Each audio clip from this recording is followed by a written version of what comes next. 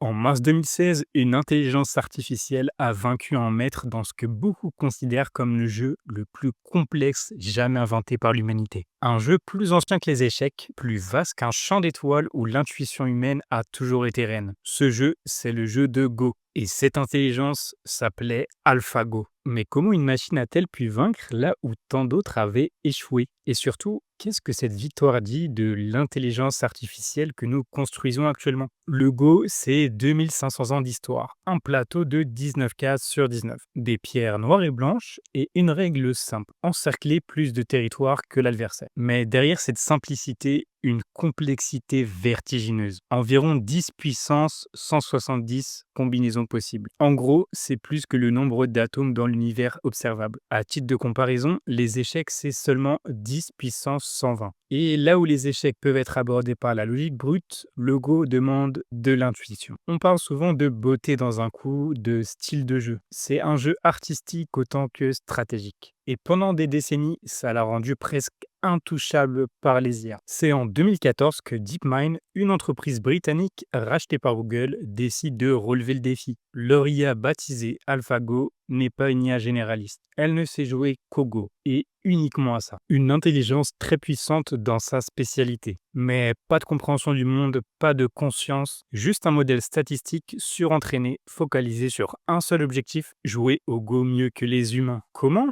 En étudiant des millions de parties, puis en s'entraînant contre elle-même des centaines de milliers de fois, et en utilisant des réseaux de neurones profonds pour estimer les meilleures positions à chaque tour. Et très vite, les résultats qui apparaissent sont bluffants. En octobre 2015, AlphaGo affronte Fanui qui était le champion d'Europe. Résultat 5-0 pour la machine. Mais le vrai défi, il arrive quelques mois plus tard. Lee Sedol, légende vivante du jeu de Go, il a 18 titres mondiaux à son actif. À l'annonce du match contre AlphaGo, il se montre vraiment confiant. Il déclare qu'il gagnera 5-0. Mais il n'est pas seul, beaucoup de spécialistes pensent comme lui. On respecte la machine, mais on ne la croit pas capable d'improviser, de créer le jeu et de le sentir. Le match, il se déroule à Séoul en mars 2016. 5 parties, c'est un événement mondial qui est retransmis en direct. Et dès la première partie, AlphaGo surprend tout le monde. Dans la seconde partie, au 37e coup, AlphaGo joue un coup que personne ne comprend. Un coup si éloigné des schémas classiques que les commentateurs pensent à une erreur. Mais quelques jours plus tard, la logique émerge. Le coup 37 était génial. Une attaque indirecte audacieuse qui déséquilibre Lee Sedol et change complètement le cours de la partie. Lui-même dira plus tard « Je ne l'avais jamais vu venir. C'était beau. » Et pour la première fois, une IA ne joue pas juste bien.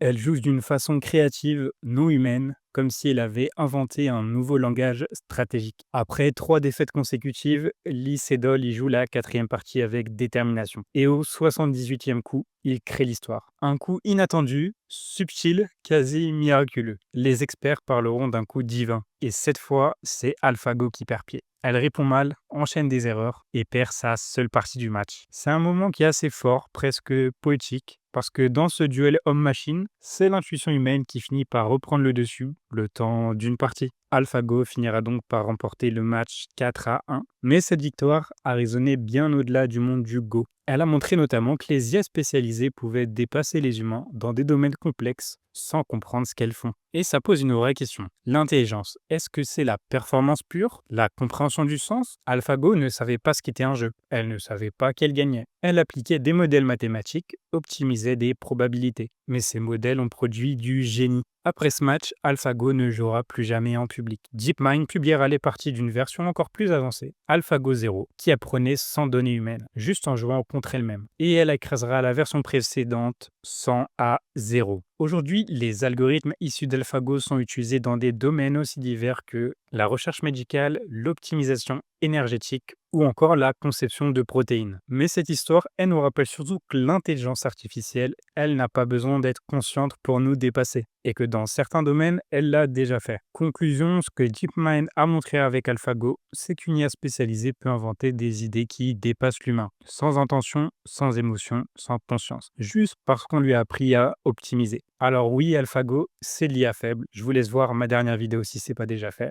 Mais sa victoire, elle reste un choc culturel. Parce qu'en l'observant jouer, on a entrevu ce que pourrait être une autre forme d'intelligence, étrangère, silencieuse et peut-être un jour beaucoup plus vaste que la nôtre. Merci d'avoir suivi cette histoire avec moi. Si vous aimez comprendre ce que les machines peuvent ou ne peuvent pas faire, abonnez-vous à ma chaîne, laissez un like et un commentaire pour me soutenir. Je vous dis à la prochaine.